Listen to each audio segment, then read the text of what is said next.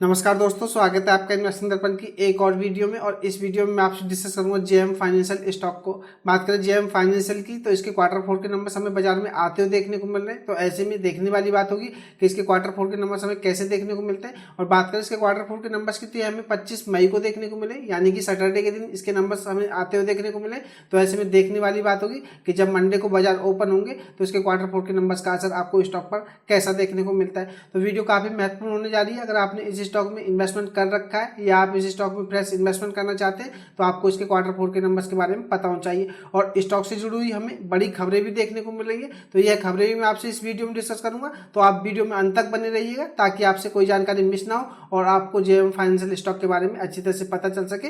तो चलिए देख लेते हैं इसके क्वार्टर फोर के नंबर्स हमें कैसे देखने को मिले। इससे पहले अगर आप चैनल पर नए हैं तो चैनल को जरूर सब्सक्राइब कर लें और अगर आपको वीडियो अच्छी लगे तो वीडियो को लाइक करना भी ना भूलें। अब बात करें जेएम फाइनेंशियल के क्वार्टर फोर के नंबर्स की तो जैसा कि मैं आपको बता चुका हूँ, बाजार बंद था, बाजार की छुट्टी थी सैटरडे के दिन और उसके नंबर हमें तभी आते हुए देखने को मिल रहे हैं। अगर हम बात करें इसकी क्वार्टर बेसिस के हिसाब से नंबर्स की तो आप देखिएगा दिसंबर 23 से मार्च 24 की परफॉर्मेंस को, सेल्स को अगर हम देखें तो 1236 करोड़ रुपए से बढ़ करके 1261 करोड़ रुपए हो गई है। तो सेल्स हमें इनकी क्वार्टर बेसिस के हिसाब से बढ़ती हुई देखने को मिल रही है। बात करें ईबीआईटी की तो 806 करोड़ रुपए से गिर करके 681 करोड़ रुपए हो गई है। तो हमें इनकी ईबीआईटी में गिरावट देखने को मिल रही है। और आप जब नेट प्रॉफिट को देखिएगा दिसंबर 23 में अगर हम बात करें तो कंपनी 322 करोड़ रुपए के नेट प्रॉफिट कर रही थी और आप मार्च 24 में देखिए कंपनी के नेट लॉस हमें 674 करोड़ रुपए के देखने को मिलते हैं। तो कहा जा सकता है कि कंपनी नेट प्रॉफिट से नेट लॉस में हमें आती हुई देखने को मिल रही है और नेट लॉस भी काफी बड़े हमें देखने को मिल रहे हैं। तो जिस हिसाब से हम कह सकते हैं कि जेएम फाइनेंस को इस क्वार्टर में बड़ा लॉस हमें होता हुआ देखने को मिल रहा है। तो आपको यह बात भी पता होना चाहिए।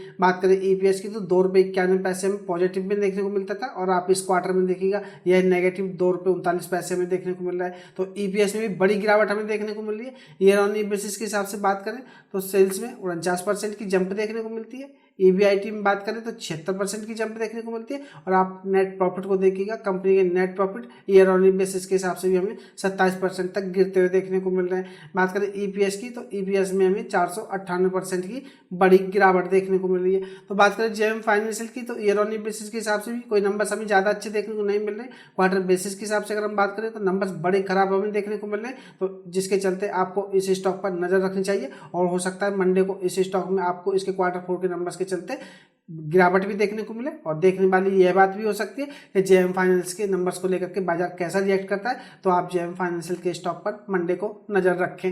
अब बात करें जेएम फाइनेंशियल से जुड़ी न्यूज की तो एक दो न्यूज भी देख लेते हैं इस स्टॉक से जुड़ी हुई। बात करें जेएम फाइनेंशियल की तो यह न्यूज हमें सेबी की तरफ से देखने को मिली थी। अगर हम बात करें सेबी के अकॉर्डिंग तो इन्हें 21 मई को एक ऑर्डर जारी हुआ था। बात करें इस ऑर्डर की तो यह रेगुलेशन के वॉल्यूशन को लेकर के हमें देखने को मिला था। तो इसमें जेएम फाइनेंस की अगर हम बात करें तो इन्हें 15 लाख रुपए की सेटलमेंट फीस सेबी को पेड करनी पड़ी थी। तो फ्रेंड्स यह भी एक खबर हमें बाजार में देखने को मिली थी जेएम फाइनेंशियल स्टॉक से जुड़ी कि सेबी ने इन पे 15 लाख रुपए का रूल वॉल्यूशन को लेकर के पेनल्टी लगाई थी, जो कि सेटलमेंट फीस के हिसाब से इन्हें 15 लाख रुपए सेबी को पे करने पड़े थे। बात करें रकम की तो रकम हमें ज्यादा देखने को नहीं मिलती, लेकिन बात करें जेएम फाइनेंस की तो इन्होंने सेबी के रूल को वॉलेट किया था। तो यह बात आपको पता होना चाहिए, जो कि किसी भी कंपनी के लिए किसी भी रूल्स को ब्रेक करना कोई अच्छी बात नहीं कही जा सकती। तो यह बात भी आपको पता होना चाहिए।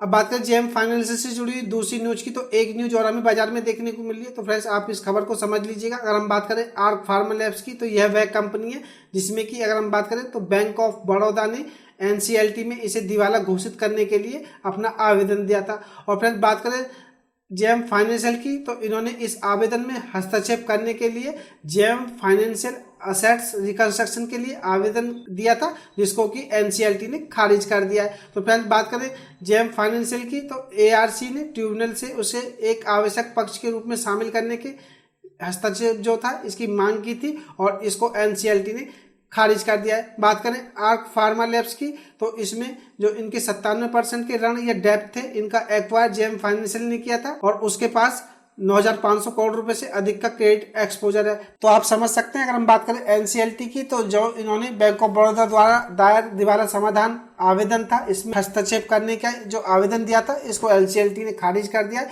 तो यह भी बात करें हम तो जेएम फाइनेंशियल को एक बड़ा झटका लगा है, जिससे कि इनकी असेट्स रिकंस्ट्रक्शन की जो याचिका थी इसको खारिज कर दिया गया है। तो फ्रेंड्स ये खबर भी आपको पता होना चाहिए। अब बात करें जेएम फाइनेंशियल स्टॉक की, तो स्टॉक को भी देख लेते हैं कि स्टॉक के हालचाल हमें कैसे देखने को मिल रहा है। अगर हम बात करें 24 मई यानी कि बीते दिन की, तो स्टॉक में 2.19% की हमें गिरावट देखने को मिली है और स्टॉक 78 रुपये 15 पैसे पर हमें जाता हुआ देखने को मिला है। बात करें जेएम फाइनेंशियल की, तो अभी कुछ समय पहले आरबीआई के एक्शन के बाद स्टॉक में हमें बड़ी गिरावट देखने को मिली थी।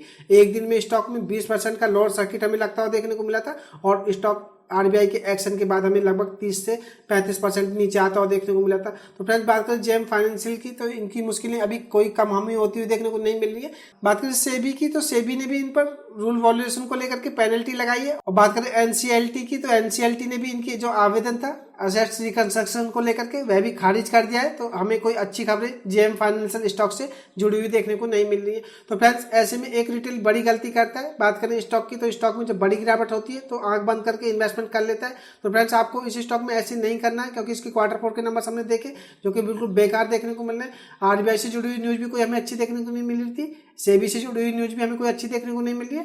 एनसीएलटी की अगर हम बात करें तो इससे जुड़ी हुई भी कोई हमें अच्छी खबर देखने को नहीं मिल रही है। तो ऐसे में आप समझ सकते हैं कि इस स्टॉक से अगर आप दूर रहते हैं तो ही बेहतर होगा। अगर मैं आपको स्टॉक की परफॉर्मेंस दिखाऊं तो आप देखिएगा एक साल में स्टॉक के 9.5% के रिटर्न देखने को मिलते हैं। 5 साल में आप देखेंगे तो स्टॉक अभी भी 18% से ज़्यादा के नेगेटिव रिटर्न दे रहा है और आप जरा इस स्टॉक में उतार चढ़ाव को देखिएगा। तो फ्रेंड्स आपको ऐसे स्टॉक से दूर रहना चाहिए, क्योंकि ऐसे स्टॉक अगर हम लॉन्ग टर्म की बात करें तो इन्वेस्टमेंट के पॉइंट ऑफ व्यू से कोई अच्छे हमें देखने को नहीं मिलते। तो फ्रेंड्स आगे मर्जी आपकी है, पैसा आपका है, आपको क्या करना है। बात करें जेएम फाइनेंशियल की, अगर मैं आपको पर्सनली बताऊं तो यह स्टॉक मुझे इन्वेस्टमेंट के हिसाब से कोई अच्छा देखने को नहीं मिलता है। तो यदि खास अपडेट जेएम फाइनेंशियल स्टॉक को लेकर के, ये खास अपडेट की वीडियो आपको कैसी लगी मुझे कमेंट करके बताएं। अगर आपको वीडियो अच्छी लगी हो तो वीडियो को लाइक करें, शेयर करें। मैं मिलूंगा आपसे नई वीडियो में, तब तक के लिए नमस्कार।